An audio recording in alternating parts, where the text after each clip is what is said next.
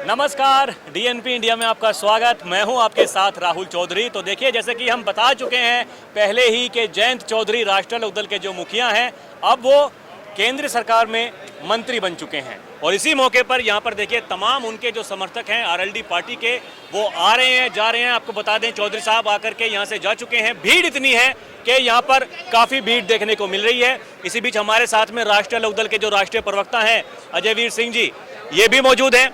इनसे बात करते हैं और जानते हैं कि कैसा माहौल चल रहा है, आगे किस तरह से मतलब जो चुनौती है कैसे उनसे पार पाएंगे, कैसा लग रहा है माहौल? राहुल जी, देखिए, आज चौधरी जयंत सिंह जी मंत्री बनने के बाद पहली बार कार्यालय पर आए हैं और जिस जिस भी कार्यकर्ता को ये सूचना मिली, आज पूरा पश्चिमी उत्तर प्रदेश का हमारा राष्ट्रीय लोकदल का कार्यकर्ता, चाहे वो चौधरी चरण सिंह जी के समर्थक हों, चौधरी अजीत सिंह जी के समर्थक हों, चौधरी जयंत सिंह जी के समर्थक, आज एक जन सैलाब उमड़ पड़ा है कोठी पर और लोग कार्यकर्ताओं में उत्साह है।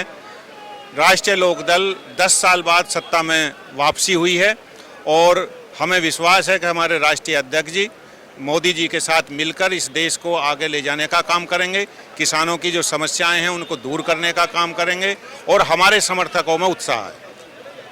ये देखिए, चुनौती अब बड़ी हो गई है। पहले से 2-2 मंत्रालय मिल गए हैं, पार्टी की बागडोर भी चौधरी साहब के कंधों पर ही है।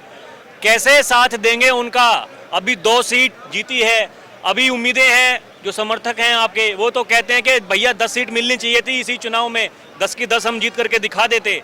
अब विधानसभा चुनाव भी आने वाले हैं, कैसे मतलब किस तरह से एक प्लान बनाएंगे, पार्टी को कैसे आगे बढ़ाएंगे? सबसे पहले चुनौती हमें, जो उत्तर प्रदेश में 9 विधानसभा खाली हुई हैं, जो लोग लोकसभा जीत गए हैं उन्होंने विधानसभा से इस्तीफा दिया है, तो 9 विधानसभाओं पर उपचुनाव होना है।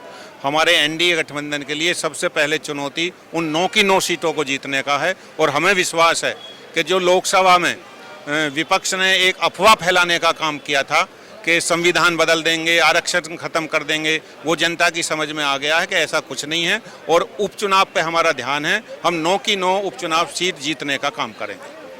तो आगे लगता है आपको कि चुनौती इतनी आसान होगी? इंडिया गठबंधन ने देखिए काफ़ी अच्छा प्रदर्शन किया है इस चुनाव में, और जो नैरेटिव सेट हो चुका है लोगों के दिमाग में, कैसे उस नैरेटिव को अलग करेंगे आप? जैसा मैंने बताया कि लोकसभा में इंडिया गठबंधन ने एक अफवाह फैलाने का काम किया, जो हम वोटर था उसको फुसलाने का काम किया और उसमें उन्होंने ये अफवाह फैलाई कि एनडीए अगर सरकार में आ जाएगा तो ये संविधान बदल देंगे, ये आरक्षण को ख़त्म कर देंगे। उसमें हमारे जो भोली भाली जनता थी वो बहकावे में आ गई और उसी का ये नतीजा रहा कि इंडिया गठबंधन को इतनी सीटें मिली हैं। लेकिन फिर भी अब हम अपने कार्यकर्ताओं को समझाने का काम करेंगे और उपचुनाव में 9 की 9 सीट जीतने का हमारा टारगेट रहेगा।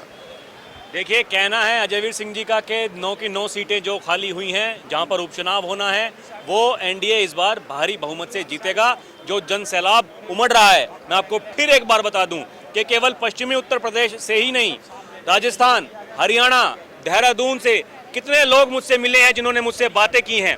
ये अपने नेता के प्रति ये मोहब्बत है और ये मोहब्बत अब अगले चुनावों में किस तरह से काम आएगी वो देखना दिलचस्प होगा। अभी के लिए इतना ही। आप देखते रहें डीएनपी इंडिया। कैमरा पर्सन प्रिया के साथ मैं राहुल चौधरी। नमस्कार।